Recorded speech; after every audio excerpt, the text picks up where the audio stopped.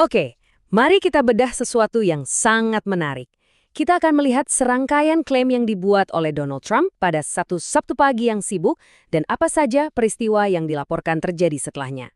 Penting untuk diingat, semua yang kita bahas di sini sepenuhnya didasarkan pada materi sumber yang sudah kami analisis. Yuk kita mulai.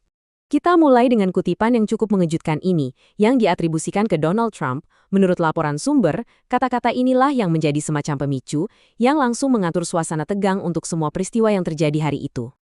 Jadi, coba bayangkan situasinya. Ini hari Sabtu pagi di Doral, Florida. Di resor miliknya, Trump sedang mengadakan acara yang namanya Shields of America. Tapi yang benar-benar jadi sorotan bukan cuma acara itu sendiri, melainkan serangkaian unggahan di media sosial yang ia buat pada waktu yang hampir bersamaan. Dan unggahan-unggahan inilah yang langsung menyebar dan jadi perhatian dunia. Nah, dari semua yang terjadi hari itu, ada satu klaim utama yang benar-benar jadi pusat perhatian. Klaim ini pertama kali muncul bukan di konferensi pers, tapi di sebuah unggahan media sosial. Sebuah pernyataan yang sangat-sangat berani.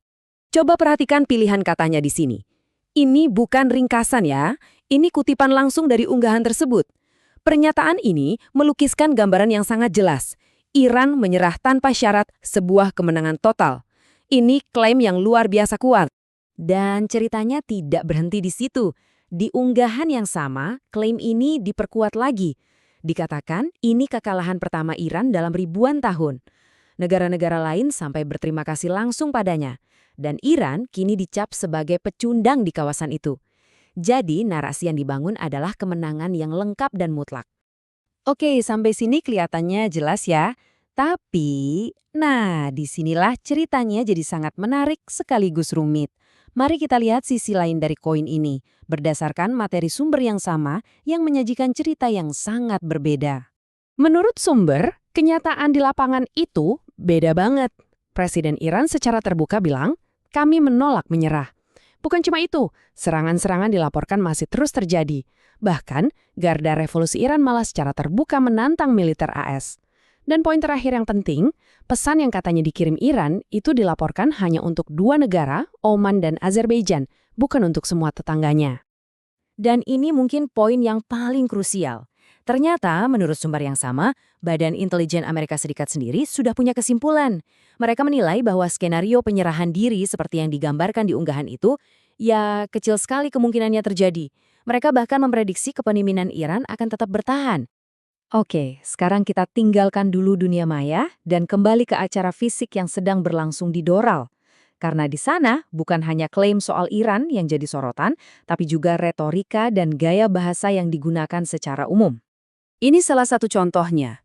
Kutipan langsung dari Trump yang ditujukan kepada para pemimpin Amerika Latin, ini dilaporkan oleh sumber sebagai cerminan dari nada bicara yang digunakan selama pertemuan. Sangat langsung dan tanpa basa-basi. Di sini kita melihat sesuatu yang sangat kontradiktif. Di acara yang sama, Trump dilaporkan mengklaim dirinya adalah orang yang mengakhiri 8 perang. Tapi tak lama kemudian ia menambahkan, dan kita punya satu lagi yang akan datang. Dua pernyataan yang saling bertentangan ini diucapkan dalam waktu yang berdekatan. Dan bukan hanya Trump. Sumber juga menyoroti kutipan lain dari Pete Hegseth di acara yang sama. Pernyataannya yang berbunyi, saya hanya berbicara bahasa Amerika. Dilaporkan ikut memperkuat nada spesifik yang terasa dalam pertemuan tersebut. Acara ini ternyata juga menjadi panggung pengumuman kebijakan luar negeri baru yang disebut Doktrin Monroe. Sumber menggambarkannya sebagai semacam versi Trump dari Doktrin Monroe yang bersejarah dengan fokus utama pada pendekatan perdamaian melalui kekuatan di belahan barat. Nah, sekarang pertanyaan besarnya, apakah semua ini hanya sebatas kata-kata dan retorika? Ternyata tidak. Sumber yang kita analisis secara langsung mengaitkan semua kejadian hari itu dengan dampak yang sangat nyata dan cepat terasa di dunia nyata, baik dari sisi ekonomi maupun geopolitik. Mau lihat dampak yang paling terasa bagi masyarakat umum? Harga bensin. Dalam waktu seminggu saja, harganya naik 41,6 sen per galon. Menurut laporan, ini adalah salah satu lonjakan mingguan terbesar yang pernah tercatat dalam sejarah. Ini jelas terasa sekali kan?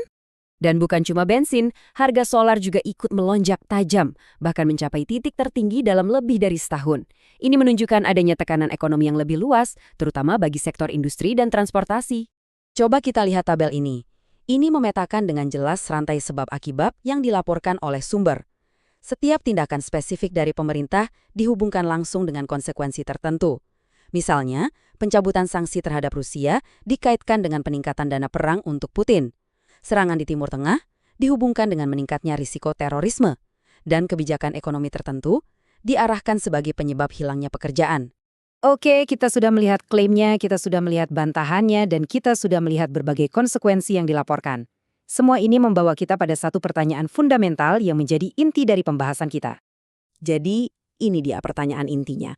Ketika kita dihadapkan pada dua narasi yang benar-benar berlawanan, satu dari pernyataan resmi dan satu lagi dari laporan fakta di lapangan, bagaimana kita bisa memahami apa yang sebenarnya sedang terjadi? Inilah pertanyaan kunci yang muncul dari analisis sumber kita hari ini. Sebuah pertanyaan yang mungkin bisa kita renungkan bersama.